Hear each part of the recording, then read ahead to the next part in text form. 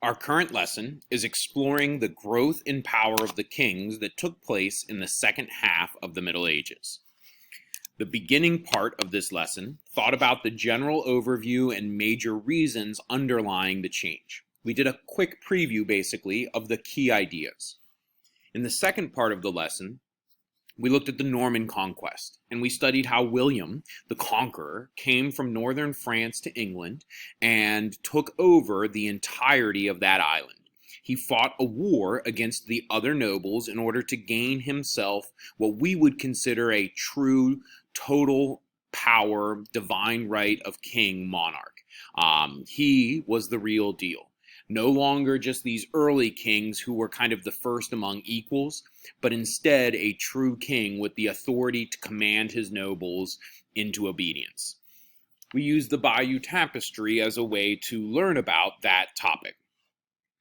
Next, we're going to consider how the kings took power from the church, recognizing that in the first half of the Middle Ages, the church had extreme amounts of power. They were essentially the new sort of placeholder for many parts of the old Roman Empire that had collapsed. In the second half, it's natural then that they came into these kings who wanted to take some of that power away. There were several instances, and this is a back and forth. It doesn't happen all at once. We're going to look at one example over what they fought over and how it unfolded. And then the final piece that we'll get into in a few days is looking at how the kings also gained power by fighting huge wars against each other that eventually allowed them to increase their authority over the ordinary people. So we're looking at how kings gained power from nobles, clergy, and then their nations as a whole. Think back to Unit 3, December, January type town. What do you remember as being some of the ways in which the church gained power? Pause the video and think for about 30 seconds. Now, without squinting too closely, let's use this graphic organizer as a memory device. See if you can remember some of the things we talked about within these three big categories. You might be remembering that they gained political power because they were exempt from military service. They could excommunicate people. They served as advisors. They had economic power through the advances in agriculture that took place at the monasteries, that they could collect tithes. And they had the traditional religious power that we are perhaps more familiar with, that they led services and sacraments and put themselves in between God and the ordinary people. And all of that is kind of true for them moving into the second half of the Middle Ages. And as you might imagine, some of those political and economic pieces of power became problems for the kings. They wanted that political and economic power for themselves. And that leads to some of these crises and conflicts that we are making the focus of this unit. So let's think about this painting on screen. What details here make it clear that at this moment it is the Pope who has the authority? Pause the video and consider.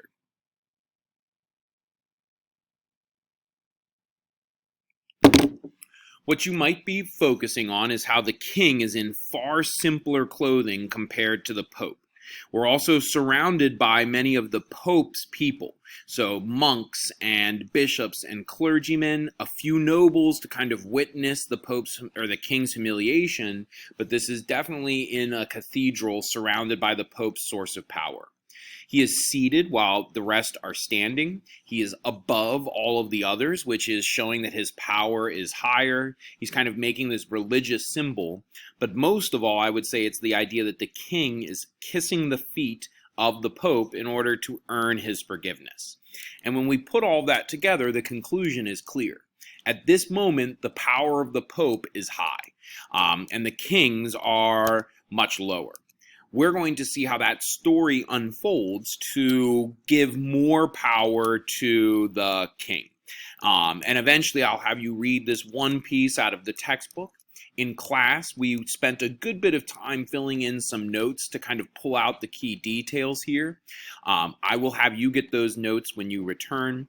I wanted you to recognize sort of the big ideas of this conflict between the king and the Pope. that this one example we're looking at is taking place in the late 11th century, which is the second half of the Middle Ages. You might recognize that this is not long after the Norman Conquest, but it's before big events like the Crusades and the Black Death. And again, this is a move in the power from the church to the kings, but it's not the final move. The Crusades sort of increase the power of the church, and then the Black Death decreases it again. And there's other conflicts between different rulers. But we're using this as one example. And what they're fighting over is fairly common in this conflict between the two. They're arguing over who gets to appoint the bishops, who are this really major concern for both groups. But what they really represent is a fight over power. And that's what we're going to come down to as we continue to explore this topic. I then had students look into some of the more specific information on either side of this. And so we're going to see that like the Pope is the person who's in charge of the church, and that's that's Gregory the Seventh. He believes he should be in charge because the bishops are these religious leaders who are the supervisors for the priests and lead services and sacraments like marriage. And so that's why he thinks he should be the one to get to pick them. We'll see that the king has his own reasons. During this conflict, the Pope excommunicates the king, which we learned earlier in the year is when you're kicking them out of the religion, so they're no longer Christians. That comes with a lot of consequences, like they believed you couldn't get into heaven if you were excommunicated. You couldn't be, you couldn't marry somebody because nobody would marry you, and your intended spouse would not want to be married to you. But for the king, the big consequence was, all of the vows and oaths that people take before God were no longer valid, meaning your nobles and knights would no longer owe you any allegiance. And so that's a major move. And at first, as we saw in the painting, it kind of makes the Pope victorious. But over time, he makes some mistakes, the king outmaneuvers him, and eventually the Pope is stripped of his position, he's stripped of power, he is forced out of Italy, and he's kind of left isolated and alone. And so it's this major defeat eventually. The king, meanwhile, is in charge of the kingdom or the nation or the country. He believes that that makes him in charge of the bishops because those bishops were major figures in the kingdom. Remember that the church was the largest landowner at this time, and so the bishops are the ones who supervise that land. In many ways, they act like a noble lord by collecting taxes, by deciding what crops are planted, by being responsible for punishing people who are breaking the law. And all of those things the king says should be a part of his control. And so when the king is excommunicated, his move is he, kind of begs forgiveness like we saw in the painting, but then he kind of learns his lesson and he gathers up enough truly loyal supporters, he gathers an army, and he invades Italy where the Pope is located in Rome at Vatican City, and he basically defeats the allies of the Pope. He comes with his army and he forces him out. He exiles the Pope and he makes the church elect a new Pope that he essentially chooses for them, and really shows this power of the kings, especially in Germany and Central Europe where he is from. From there, we're going to take some time to explore a document-based question. And as we've been practicing all along, our goal is to learn more information than you might just get in a fast textbook entry or a lecture from a teacher. We also want to start thinking about multiple perspectives and multiple data points and kinds of sources so that we're getting the complete picture here and kind of building a position for ourselves.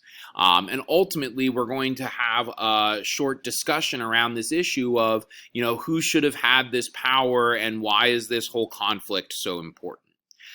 So in class, I had the students kind of preview all 5 of these sources and think a little bit about what each of them would be. It's important that you're looking at your research as kind of like the big picture before you jump into just like reading and taking notes and then trying to write a bunch of sentences.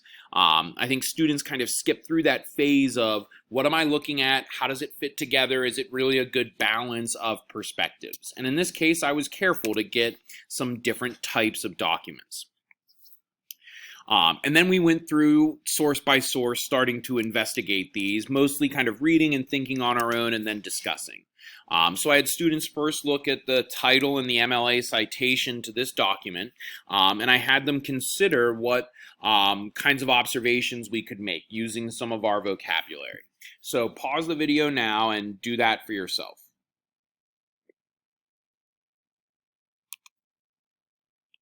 And what I would have emphasized is clearly it's secondary, made long after these events in the 11th century. It's an encyclopedia because it's coming from World Book. That means we know it's credible, we know it's objective, it's presenting this overview of facts. It's not going to get into a lot of the arguments and opinions. It's going to stay really closely focused on a neutral presentation of the basics. I put Zophie here because that's our author's last name, and I put this question mark because I don't know much about him. I know that the World Book has deemed him a good source, and so I'm trusting them, and they're paying him money to be a positive source. That's the advantage of using World Book instead of Wikipedia. But I don't know what his expertise is in, or if he's got any kind of background opinion on this. If I really wanted to learn more, it would be my job to go online and search this guy's name and see what I could find. But because this is from World Book, I'm just going to go ahead and trust it. From there, I had students read this text and think about some questions that we discussed, and we repeated the same process for document B. I'm going to just send these to you to read and think about, and then you can get caught up when you return to class.